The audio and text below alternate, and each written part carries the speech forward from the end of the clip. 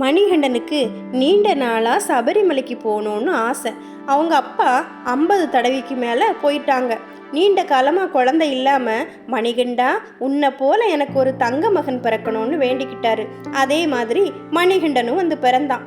மணிகண்டன் சபரிமலைக்கு எப்படியாவது போயிடணும்னு எவ்வளவோ முயற்சி பண்ணான். ஆனால் அங்கே போகணுன்னாலே 1000 ரூபாய் வேணும். அவனால் முடியவே இல்லை.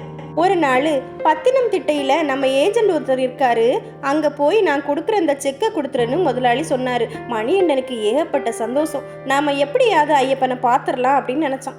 மனைவி மஞ்சுளா அவனுக்கு தேவையான எல்லாத்தையும் செய்கிறதுக்கு ஆயத்தமானான்.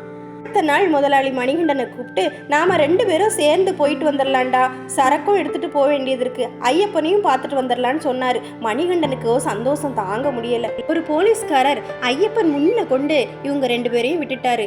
ஏகப்பட்ட சந்தோஷம் அவங்க 2 பேருக்கும். ஐயப்பா சரணம் என்று கூப்பிட்டாங்க.